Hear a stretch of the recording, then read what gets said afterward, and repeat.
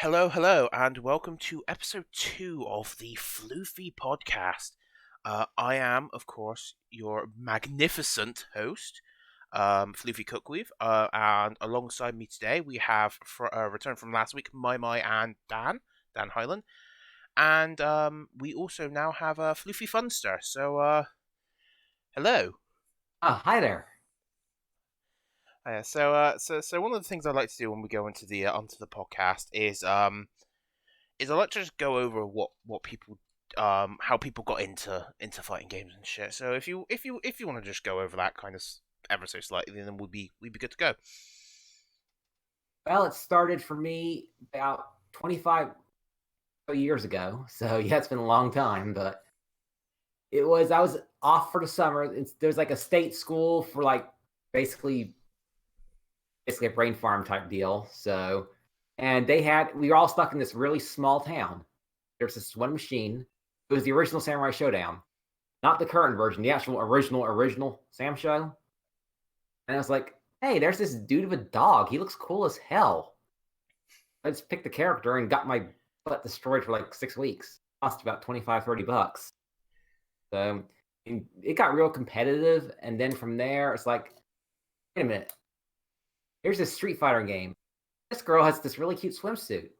I'll play her. So it was camp. So possible, isn't it? yeah, and then I discovered Fatal Fury Special, World Heroes 2. I love those games more than Street Fighter. I mean, I came into things backwards for an American. I like the SNK stuff more than Street Fighter. And then I went to college, discovered arcades, and then wasted my college years. So here I am today. And You're here with us. yeah, and all of that seemed to happen before me or my were even born.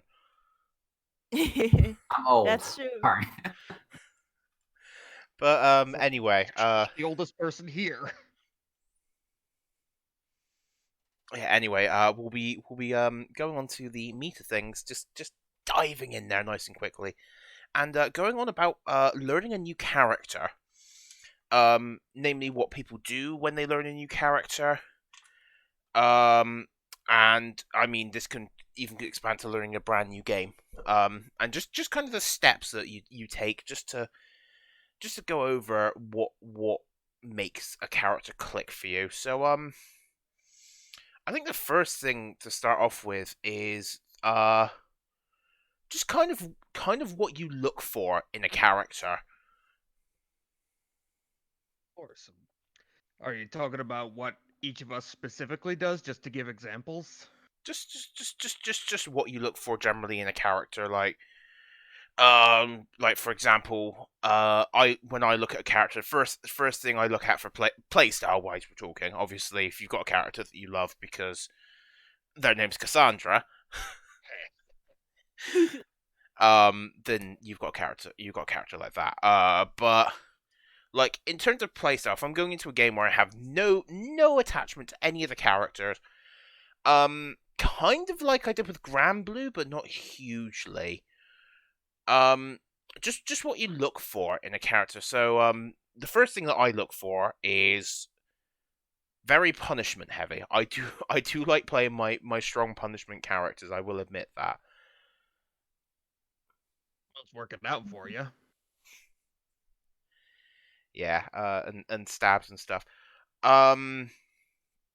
Yeah, so that's just like one of the things I'm looking for. The other thing I look for personally is make sure the character doesn't have too many stances, and if they have like more than one stance, make sure one of them's more like a command dash as opposed to an actual like you go into this stance and then you do stance things from it.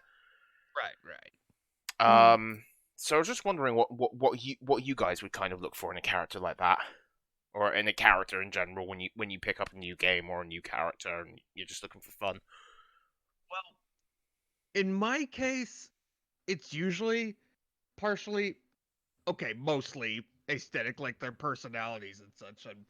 But I will tell you one thing, like, I usually go for like spunky tomboy brawler girls usually, as you guessed by being a Cassandra player, but also, like, I notice that in 2D games, I often tend to go for fairly, like, big bruiser guys because 2D games tend to have a bit more of an execution barrier than 3D games, right? And well, my execution is hot garbage, and with a few exceptions, the bigger characters tend to not require as much execution. So yeah, so that's why I wound up playing Honda in Street Fighter 4 and Alex in 5 and all that stuff.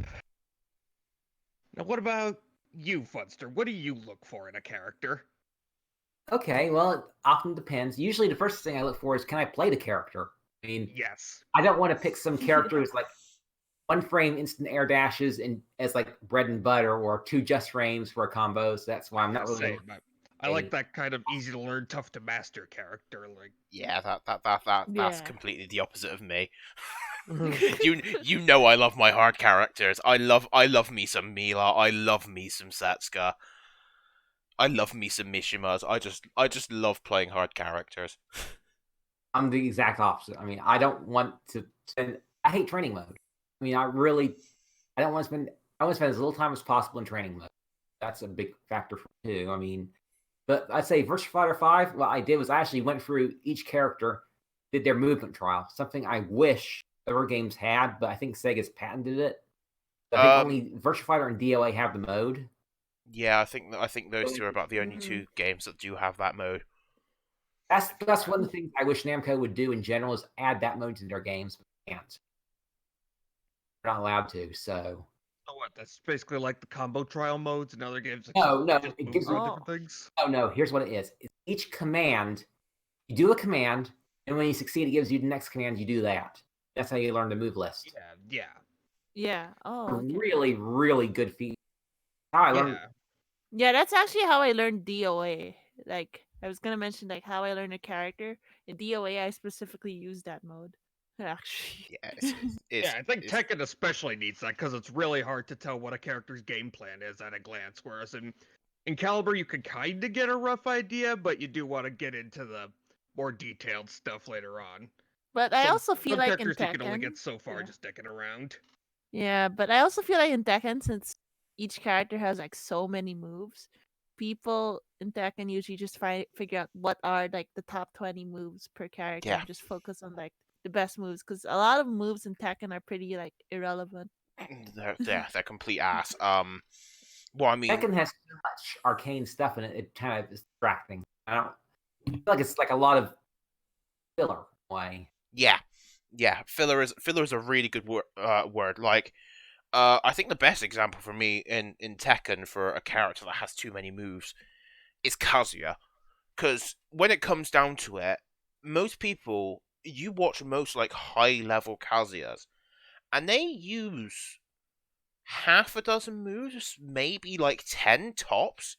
They'll use Stature Kick, Demon Steel Pedal, Electric, Hell Sweep, Down Forward 1, and like while standing 4. They won't use anything else because everything else is completely irrelevant. They'll just use it in combos if they need to. So you're saying it's like Soulcalibur 2 Xianghua, except with harder execution?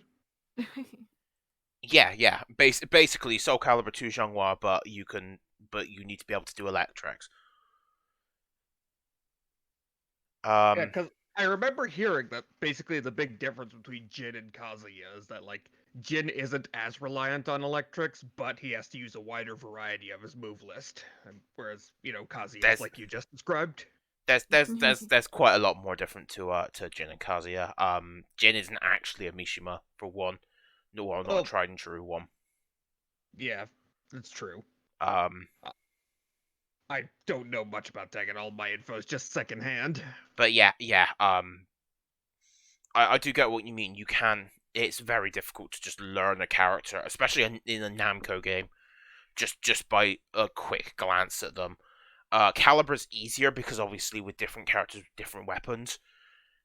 But then again, you still have the kind of deceiving characters, such as Maxi. I think is the best example of a really deceiving character. Yeah. And a character I think most of us can agree to hate.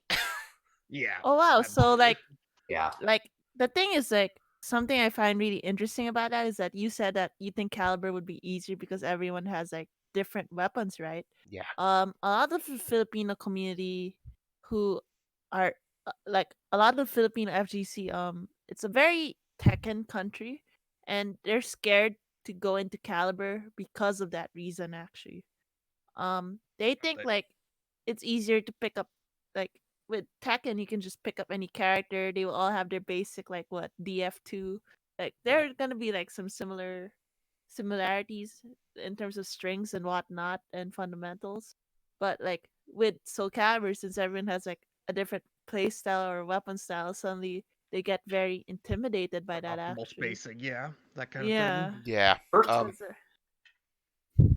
Virtua Fighter is even more of a basic generics game than Tekken, because Tekken, it feels like there's a lot of exceptions to rules. Virtua Fighter tends to have fewer exceptions. There are exceptions to that, like DS Vanessa, which was a rule breaker character, which is, again, one of the things I look for in a character is basically a character that breaks the rules of the game. Just like might play something different. In a way, I think Talon fits that. This wasn't why I Yeah. picked Talon, because I never played Talon before 6. Never did. Mhm. I mean, some of it was basically my main used to be Yun Sung, but he hasn't been in the games before. So I had to learn a new character each time. 5 of it was Astroff, because, well, I just want something simple, and I didn't like the game that much, so I was trying to learn something quick and easy and get it over with. That's pretty much why I played Siegfried in that game for that exact reason.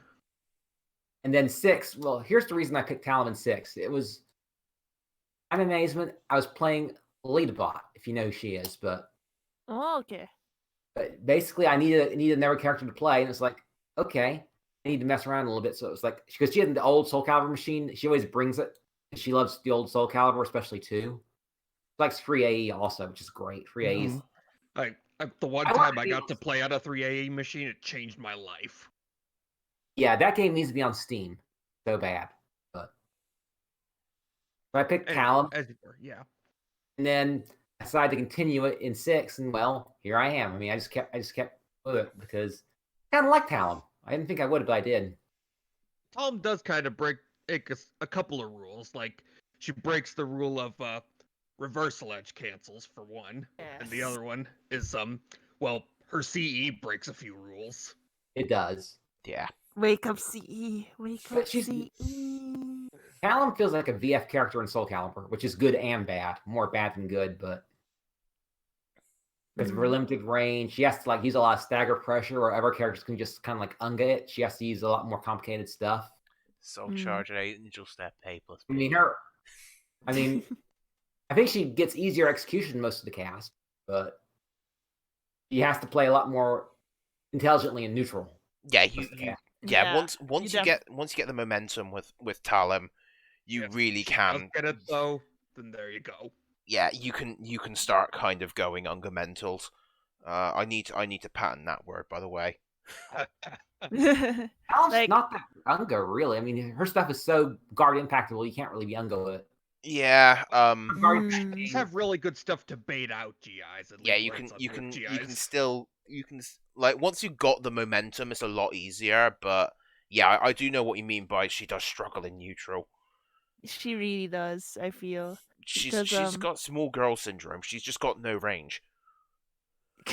I mean, I love small girls, and I genuinely tried to pick up Talon when the game came out. And I really love the character. It's just that I can't seem to click with her, unfortunately. RE cancels was the big You're reason. too aggressive wasn't for it? Talon. Wait, what? Yeah, I mean, Talon is not a super aggressive character. Wouldn't fool me the way some of them play. Yeah, But, there's- but also knowing how you played, yeah, that makes sense. I mean, Amy's a lot more aggressive than Talon. Oh yeah, Yeah, absolutely. Amy should be played like Talon is just one of the less aggressive players, and I think that might actually be what does her is the fact that people aren't looking at her in like anything other than a super aggressive way. But Yeah, what do I she's know? very I'm a different filthy sort of Sophie makes player. some sense character for them. So, what if I told Like, you? they kind of think she's like Taki when really she's more like oh, what's a good what's a good analogy for this? I don't think anyone plays like Talon. I really don't. Well, Like, yeah, Talon's her own character. yeah. But anyway, we spent enough to talk about that. Let's get to what Maimai says. What do you look for in a character, Maimai, when you're picking up a new character? Like I mainly go like for Dan's approach as well. Just purely aesthetic and personality. Like purely aesthetic and personality, and usually I decide whether it depends on how cute they are or how waifu or husbando they are, for personal preference at least. Cute girls And then husbandos. That's the way they go about things. Can't yeah, go wrong. and then from there I test them out and I see whether I click with them or not, right? So in 3D games, I tend to like faster characters, like in your face characters, and then in 2D games, I prefer zoners because like I want people to stay away from me in 2D Yeah. fighting. Oh, I'm the That same makes way. sense. I'm the exact same way. Yeah, but definitely for me, if the character is a grappler, that's an automatic no. Like even if you make the cutest girl in the world, I will not play her if she's a grappler. If she tosses, man, then yeah, I'm you trying to ain't think of playing her. if there are any characters that do fit that description. Nako from Oh. KOA. Yeah. Tina from DOA, maybe. Nako's the most famous one, I think. Jeremy, maybe also. Tina, Hinako. The other one that comes to mind for me is Sarabella from Skullgirls. Arabella was such a great design. Oh, Was. Sarabella. Yeah. Skullgirls designs are just all great. It's just I don't like how the game plays, and that makes me sad. Like the only things I eternal don't struggle. like, I don't I like love how everything Skullgirls about plays. Skullgirls. Like that is just the worst feeling of like I love everything about the game except I hate playing the game itself. You know? That's Skullgirls to me. Yeah. Yeah. Yeah, Skullgirls really had great designs, and I would have picked Sarabella if it weren't for the fact that She tosses a people. I use Sarabella Peacock in that. Yeah, I can't really jive with like slower, bulkier, grab focused characters. So Yeah. like Astaroth is My like a bread and big butter in no-no. 2D games. And arguably in 3D because Cassie has some really good grabs. Yeah, actually, on the talk of cute grapplers, Cassie. Yeah, although I admit I do miss crouch grabbing with Changhua. Actually, I miss doing that a lot, but And then yeah. one of my local players is using X as her secondary now, so.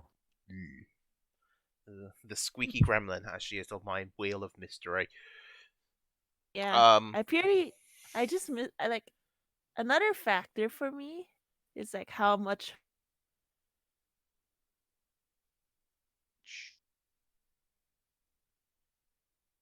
Oh dear! It appears that Maimai is just cut out. That's not Oh great. fuck. Oh, there we go. Okay, there we are. We're good. Anyway, as you Oh, were shit. saying. Oh, sorry. I was gonna say that another factor I have for like picking a character is like how fun they are. Well, obviously, that should be priority number one. Like, and But of course, it's we all have different things we consider fun as the initial thing. right, and it's obviously sometimes tied to like how much I can annoy the opponent, you know. Yeah, you like playing like a swarm of bees. A swarm of 6 bees. Having Most fighting game players have a little bit of troll in them. I really do. This is a bit. This goes beyond a little bit of troll. Because Yeah, for me, I know. I played my Mai, so.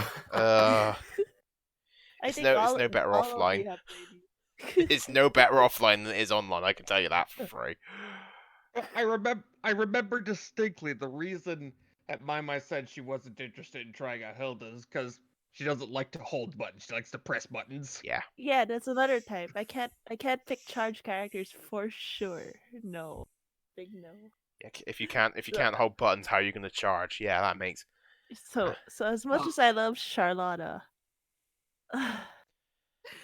Yeah, you can't hold down back. It's just So I'm gonna pass her on Nature. to the boyfriend. I'll stick to fairy anyway. Yeah, that works. yeah.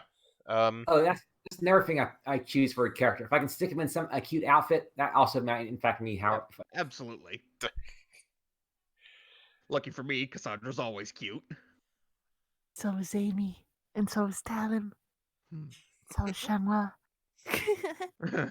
We'll agree to disagree. Anyways, moving on. The next thing I did actually bring up about how on my Wheel of Mystery, Zhanghua is the squeaky gremlin, but I'm going to go on to my Wheel of Mystery in general. So I've done a couple of these now, and I do want to keep doing them because they are really fun.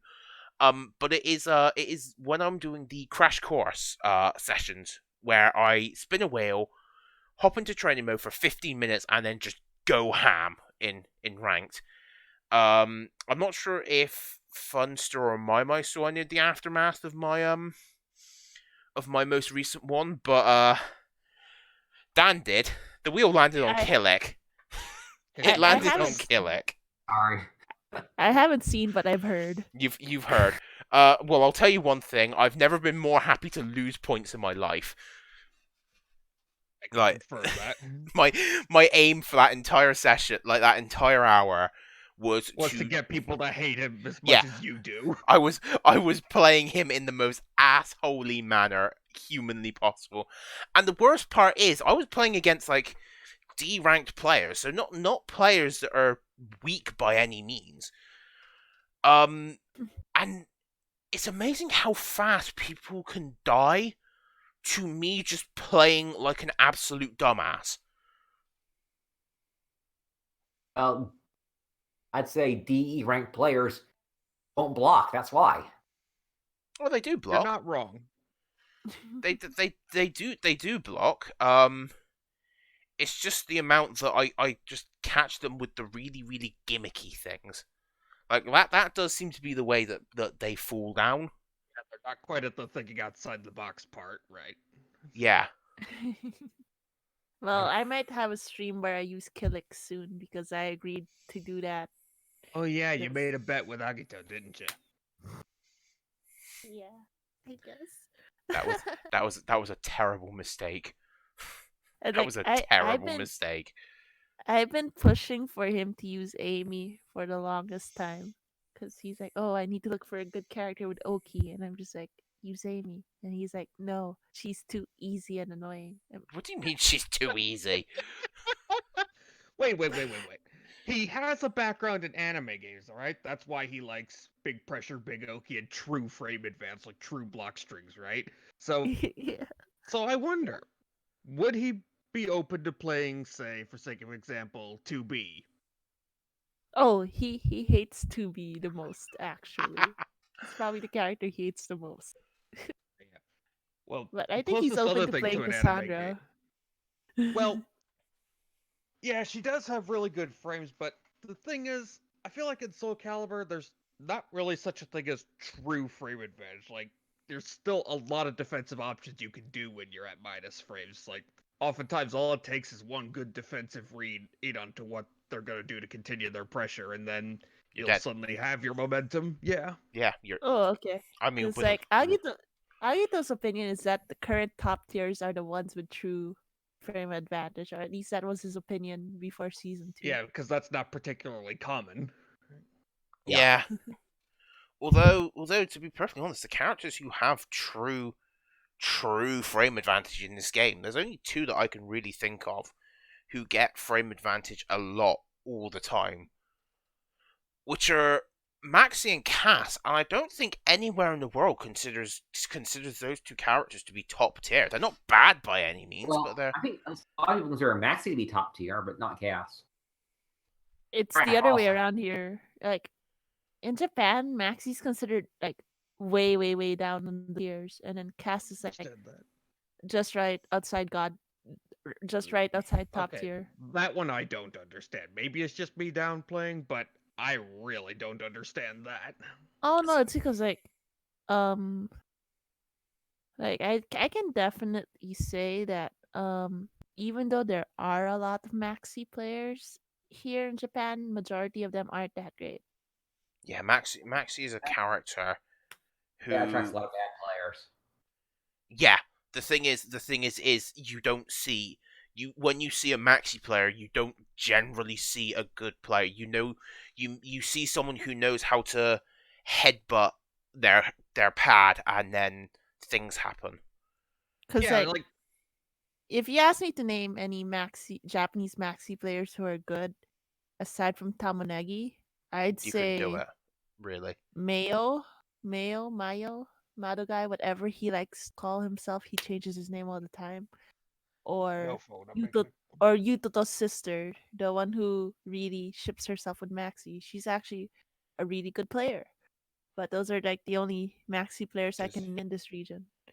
Yeah, I mean, who have we got? Who have we got for Maxi I in? explain the number of talents in Japan too, though, because there are fewer Maxis, there might be more talents. Yes, there is There- a lot. yeah. There is a lot of talent in Japan, actually. There are a lot, and most of them are like actually pretty good. Dechi is the And one there who are- immediately comes to mind. Like Dechi is okay. So here's the thing: Dechi's the most consistent talent in tournament, but the best talent player in Japan is Saturday, without a doubt. How do you figure? Saturday plays really well in Evil Japan. Like I feel like no one really knew who he was until like he had that like loser set against Nubicide. It was pretty close. Oh, did he Um, bring down Nubicide, or did Nubicide beat him? Can't remember. Nubicide beat him, but it was like 2-1. Ah, that could have been me against Meng. Fuck. Yeah, but I'm still mad Saturday about is that. like Saturday said he only picked up Talon also for the same reasons we do, because she's a small, cute girl. But he loves like I feel like compared to every other Talon main, you could tell he's like really passionate about the character because his specialty is Talon mirror matches. He will kick your ass in every single Talon mirror match because Oh, he there knows is an the American character in and equivalent. out. Valeno. Valeno's the American equivalent of that. Yeah. So I want to see Saturday and Valeno like fight each other because like watching Saturday versus Neon was like a train wreck. Like, obviously, you know how passionate I am about my character, right? And yet, mirror matches are always a lot more tense for me. Like, usually they just make me feel like I'm an actual garbage player, you know? But They did that for me too. Yeah. it makes you feel like, you know, I have something to prove, right? I Most of my see. mirror matches are neon, so that doesn't help. Oh, yeah. Yeah. That's that's not the greatest thing in the world. The most common talents I run across are Exernivus, who always cartwheels, so it's so easy to beat her, but Outlaw, who's basically it just tries to steamroll me. It cartwheels like a Donkey Kong Country speedrunner. Yeah, and then Neon. Those are the ones I run into. That's it. There's not a lot of talent in America, and generally, I think the drum perception talent players in America is that most of them are bad. Yeah. I said- Like except for Mm. But like it's why a Triple lot of G. people don't think she's good over here. And I mean, the only talent player that I can think of from our region really is the aforementioned Neon. I genuinely cannot think of any other top talent player in the EU region. Yeah, they're all in Japan. They're all in. Yeah, they're almost all in Japan. Yeah, you're right. Yeah, Grandma, I can name America, several. lost top talent. Grandma for America. In Japan we have Dechi, we have Saturday, we have Duke Shimarisu, we have what's his name? Shitose. He runs the Tachikawa community, and he's actually he's pretty even with Tamonegi actually. Oh, you also have Sly Tiger over here too. Oh yeah, Sly Yes, Tiger, right? of course. Who else? Yeah, we have Fire over there, right? Yeah, Fire. Ah, yes. Okay. There's all these Whereas players that Fire's I been just kind of don't out of know. commission because Fire's been in cop school, so Ah, yes, that will put you out of commission for a little while. Okay, so, especially now. But I guess like I actually have the opposite mindset when it comes to mirror matches. Cause like how so? whenever I like do an Amy mirror match, it's kind of like I see it like as an opportunity to learn. So if the opponent does something I don't know, say, "Oh, you can do that." Yeah. Oh, I mean, that's what I That's how I learn. strive to do, but that's just not how my brain is working. My brain turns Yeah. on me when I try that. I'm kind of, the thing is, I'm kind of similar in that sense. Whenever I play, I think it'll be more fun for me when I do get Satsuka and I can play the Satsuka mirror. Yes. But when I play the Soph mirror, because she's such a simple character, it basically just comes down to the point where, like, I'll just sit there and block for God knows how long, and I'll just go, "Why would you do that? That's punchable." Stab, and it's like I'm thinking all the time because I know all of this. I've spent a lot of time in the lab with the character. I've found weird shit with her. But at the same time, I'm like turning my brain off when I play against her. It's just a weird feeling, and I'm not sure if I like it. mm. It- I guess with me, I just There have really, like, you go. yeah, I'm just saying there really needs to make like a tier list of who has the most and least fun mirror matches, which characters. I think see. talent mirrors are generally somewhat fun if both players are good. Because Talon has to think, and Talon does have to think. She's not like she's a thinking character, not so much a Unga character. So yeah, because a lot of her stuff is pretty safe against that too. That's probably why a lot of people don't think Tal's very good, because they play Air expecting she's like Maxi or something, but At now low she has a levels, completely she is. different approach. At low Yeah. levels, she is. High levels, no. Right. Hmm. I guess like with Amy, almost every Amy player I fought has a very different playstyle. So it always makes it so interesting and intriguing for me. I think And I can definitely say Japanese Amy players are very different from American Amy players. For sure. There's like a huge difference in yeah. style and in the way Amy's played with Japan versus America. Did you ever play the Amy mirrors against Sandman when when we were over in Japan? Yes. Yeah, you did. Yes. He 9-1 me, so I'll always just remember the fact that my one other achievement aside from nearly sending Meng to losers was the fact that the first game I played against Ganondorf, I actually took it. wow. That is no small feat. Yeah, I never actually fought Ganondorf. I want to fight him one time. I know Agito Agito ended up against him in Fighting Tuesday twice in a row on first bracket. Yeah. um. Pretty rough, but he took one game each time, so Yeah. I'm proud. I took the first game against him, and then we won't talk about the remaining like 10 or 11 that we played, but it's just Yeah, but I need to man, play him again. I really do. Use my ass off. Ganondorf's smaller than I am. Like holy crap! Ganondorf is so small. Is he like? Is like? Is he the kind of surprise small like Linkor's is surprise tall? Is it like No, that? not really. You kind of expect him to be quite small, just not quite as small as he actually is. He's really really small, which is So, which is quite funny when you've got like when you're walking through Akihabara at night and you've got Sandman with and at this point he still had his lovely massive beard. You've got me who is pretty damn big myself, and then you've just got Ganondorf in the middle, and it's just you could probably stuff Ganondorf in Sandman's beard. But didn't Sandman get rid of his beard? yeah, he did. He shaved it off. May That the is a beard very rest in sad peace. story. Anyway, Yes, we're getting a bit sidetracked, but oh well. yes, very. It's Wait, we're talking. talking Who cares?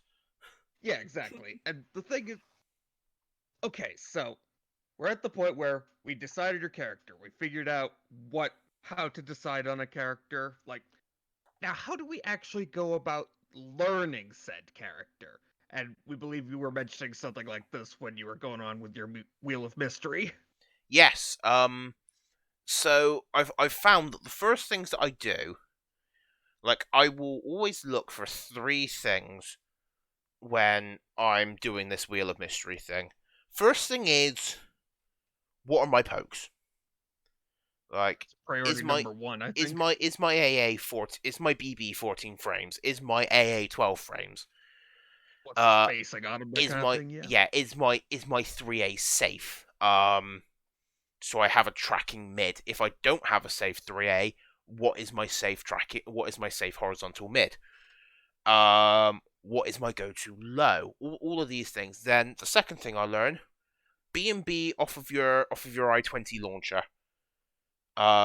Again, I like punishing things. So having the B&B to be able to just do things and getting decent damage, that's the next thing I'll do is do that. And then the third thing, what's cheap? What will people not see coming, basically? And I feel like this is helping me learn characters in 15 minutes. Obviously, if I like a character, I'm going to dive in a lot more with them. I feel like the first time I did this, I was kind of cheating because I got Zas, and my main training partner is Andy Rue, and Oh yeah, world's yeah, best he's, Zas. the best Zas in the What world, can we yeah. say? And not only that, but like, isn't Europe like the central place for Zas players? Like, Yeah, we have so many of them. We have so many good Zas players. Like, if you want god tier Zas players, you come to Europe. We also have a hell of a lot of Aswell players. None on the level of Blue God, but we certainly have very strong Aswell players. so that's your scratching the tip of the iceberg approach to learning a character. Now, suppose you want to go a little more in depth. Where do you go from there? Personally, where I go from there is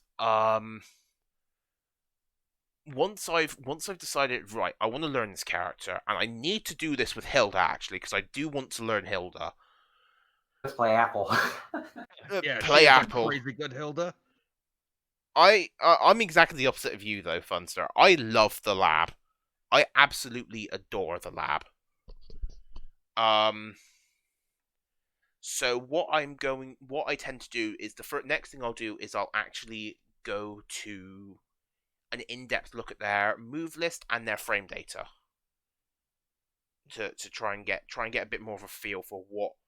Because of course, a lot of the time you see something and you go, "Oh, that looks safe," and then you realize it's like -16. A great example of this for me is Hilda's 6A+B, where she kind of spins around her lance while swinging her sword, and it goes into the unblockable. She gets the hit.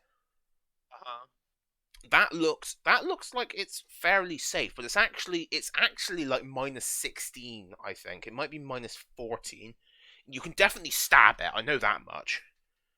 Well, that's pretty much all you need to know when you're Sophie. Yeah, exactly. You can. Well, the difference between 14 and 16 is actually quite a lot bigger than people would realize with Soph.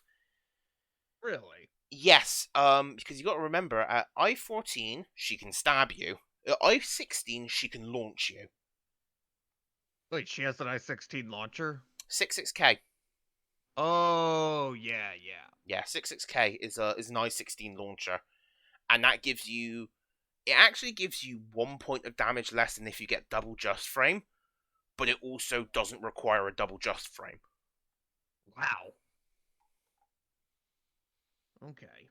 Yeah, so actually, if you get 236B, 4B, and then both the 236B and the 4B of the just frame version, you'll get more damage off of that by like 1 or 2 points. But again, like I said, double just frame, and if you're online, yikes.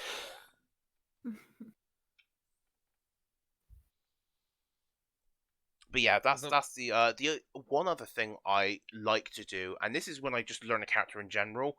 I haven't been doing it in the Crash Course Friday because I've got 15 minutes and I haven't got the time to do it. But what I'll do is one of the first things I'll do is look at their lethal hits, because a lethal hit will the lethal hits will tell you what a character's game plan is very, very well. Yes. Like, one of the few exceptions to this is arguably Cassie, because like her lethal hits are really situational, not easy to get, but she does get lethal hit level damage off of Divine Force, so yeah. Alum also has kind of like 4 lethal hits too, with the exception, I think, of 4/4B. Yeah, just a lot of them are like super situational, super hard to get. Well, the big ones for her are the ones that happen on a whiffed GI, right? Yeah. Yeah. So Those that were tells added. you her plan is to mix up the timing of her stance pressure. Yeah, those were added in season 2 though, so it wasn't like. Yeah. Well, actually, one was in season 1, but it was so bad that people never used it. People never Out- use it, but I feel like that's actually that was actually a very good choice, is adding the lethal hits in season 2, because as you said, Funster, one of the main things that you do with Talum is you stagger your pressure when you do pressure with her, and I feel like having things which complement that does actually help her game plan quite a lot. Mm-hmm. does. I think But like, then she has the really goofy ones like 6A plus B and stuff like that. 3A plus B, which is like that's a Mina lethal hit, really, because it's tip range. like Cassie has a couple of those too, like her 4B plus K, like that's, your post guard crush one, right? But it takes so long to start up that you can only use it off like 2, 3, 4 moves that guard break, and the only really reliable one is like off her 8B. Yeah, what you'll find is a lot of moves that are like post guard crush are really situational, because Talim has one, doesn't she? Yeah, she Wind has wind cannon. Yeah, which you have to go into stance from the move that guard breaks. And what is it? The Windsalt K, is it, or something? I don't know Talim enough. Wind cannon is it's Wind Fury B. That's BB, Wind Cannon, but what is the move that you have to guard crush with specifically? It's like a Wind Salte plus B, the Sonic flip. Yeah, to specifically go into the stance to get it. You can only do it. A lot of those kinds of lethal hits are quite weird. The other ones that really stand out to me are the ones which catch backstep. They're not. Yeah. They generally tend to not be very good, because Cass has B6, which yes, actually I think is one of the better ones, although it's not amazing. But Soph's is next to useless. Yeah, Cassie is like I-14 and safe, so she could just throw it out every now and then. Yeah. Yeah. Although somebody did get me with that on stream earlier. Well, that's the key thing, is you got 14 frames between when you start your backdash and when you can block again. Which is why Cass's is actually quite situational, but it is better. Yeah, Whereas I remember Mitsu's B6 was kind of eh. Yeah. Soph's is bad because it's I-16, and it also comes from a 6/6 input, so you've got that extra buffering time. So in reality, it's I-17, so you can't, like, you have to do a hard read from your plus frames to say, yeah, he's gonna backdash. Yeah, for Mitsu, it's I-16, but again, it's just a B6. It doesn't have that buffer to it. Yeah, you can, and it has you can good do it range quite to quickly. Yeah. But it's also punishable. It's like -12 or something. Oh, is it really? Whenever I played Mitsu, nobody ever punished that.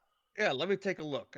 I got the matchup notes right here. It's Mitsu's B6 is an I-14 punish and neutral on normal hit. Yeah, there you go. It's I-14. And it's a knockdown on counter hit, I believe. It's that couple of extra frames which makes it that much better. Like, and in the case of Soph's, just that much worse. But yes, that's one of the things I do look for is lethal hits.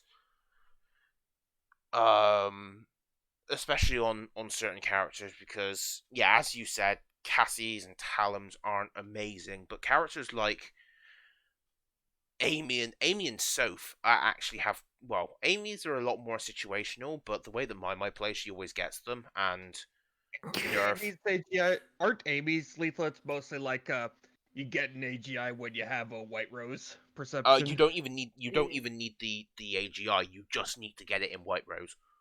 Yep. Wow. It's Yes, so- even better. It's so you can actually 50-50 people with them. Crazy. Yes, that's actually how I play with me and White Rose. Actually, That's why you always go for White Rose first. yeah. That's well. I also And I go thought for it was White because it Rose. was harder to get than red rose, so you get That's it out of the way actually- sooner. Yeah, that's also actually my main mentality for getting White Rose. That's my main mentality. It's harder to stack, so I might as well just get it done with earlier. And there are a lot of like white combos that allow me to stack red anyway, and it's so easy to stack red. So I'm just like, True. but using White Rose per session, like I just like creating a lot of 50-50s. Like I feel like for me 50-50s are very important when I pick a character. Yeah, And Amy has absolutely. Just very harassment annoying. and 50-50s. Yeah, although I can say that And disrespect, like with your AGIs and such. that Amy's other lethal hits aren't really that great. So which is why you only see people do lethal hits off of White Rose perception, because the other ones Gotcha. aren't really that great. Yeah. Like I wish I could, like, I feel like 4-6K is sort of useful, but because of Amy's stumpy legs, it tends to whiff a lot. Yeah. That's the price of being a small girl at times. Yeah, whereas I mean, Soph only really has a couple of actually like good lethal hits, but the main one that comes to mind is always going to be Tasby. That lethal hit is absolutely insane on such a good button of hers as well. It's what, Like- just a whiff punish? It's if you punish a horizontal, Ah. but it's so fast and it's got such long range, and you And get it counts if you like duck under a high horizontal, right? if you duck under a high, you get it. Yep. If like if you use the angel step to go under the high and then whiff punish with the stab, that's a really good way of using it. But the best way is if they just throw out a horizontal. And she has another leaflet for ducking a throw, right? She has 4A plus B, which is another that's a thing which makes her lethal hit so good. Is the ones that she uses a lot are on her really good buttons. Like 4A Does plus that B. go out of her way to use them? Yeah, she doesn't have to go out. And 4A plus B is if you duck a throw. But it also has built-in high crush properties, but you don't need to use them because of the fact it's a 4 button. You can just do it straight from full crouch. And 236K is one that I used to use a lot, which is the one for ducking a high. Mm-hmm. Mhm. Now,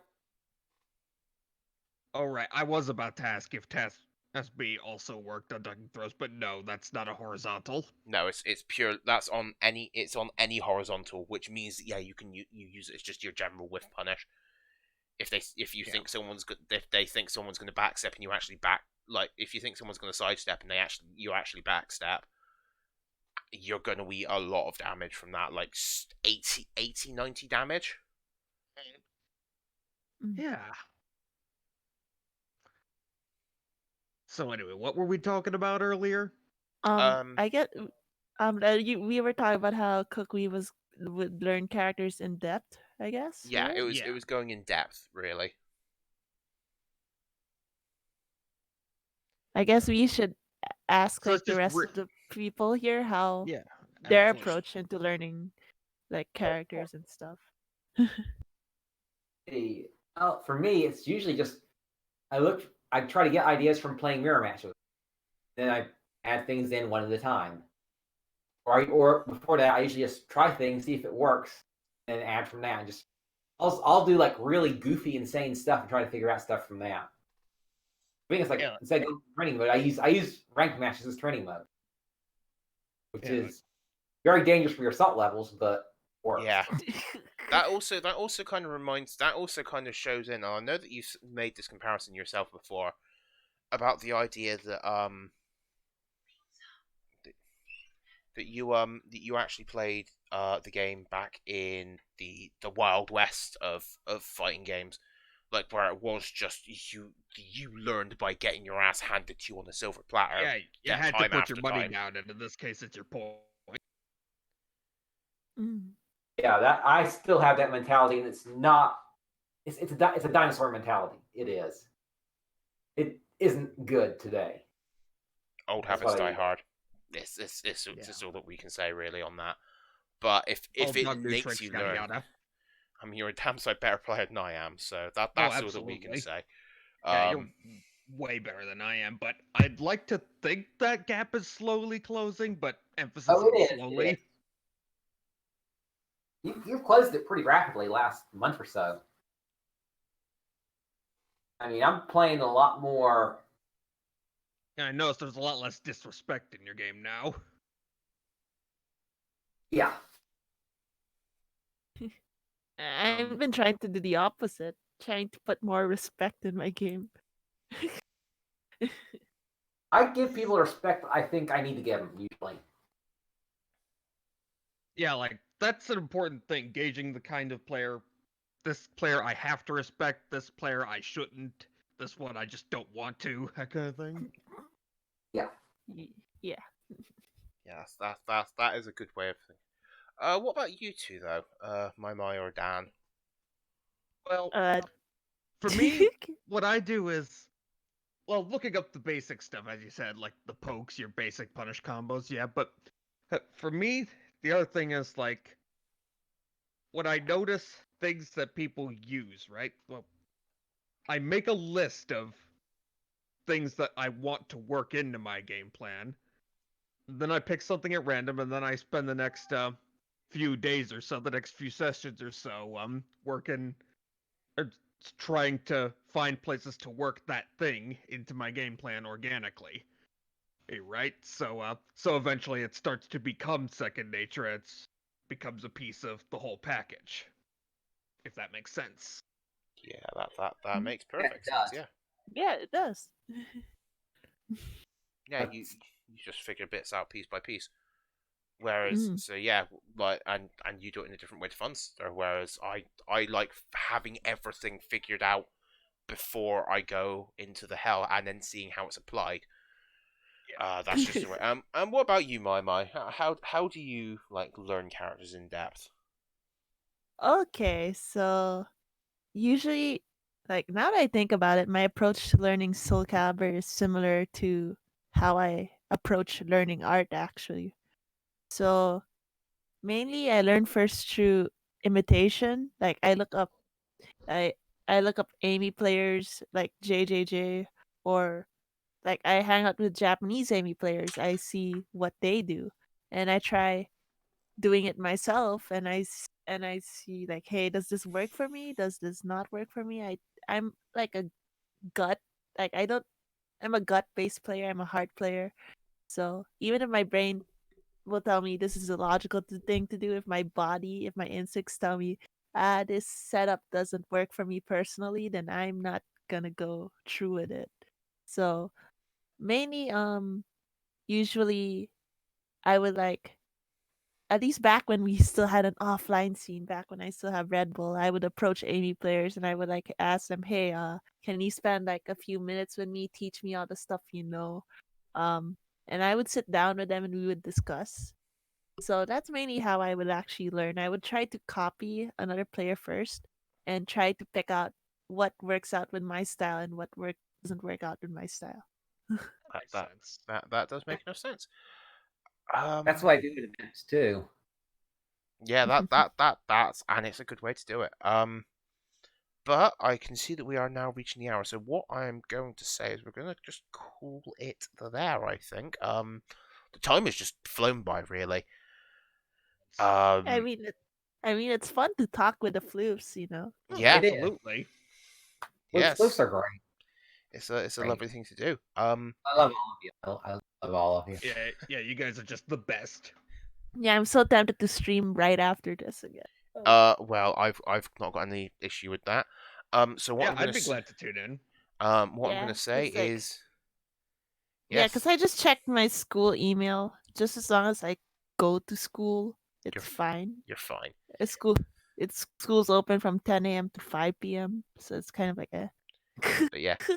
Please So stay safe.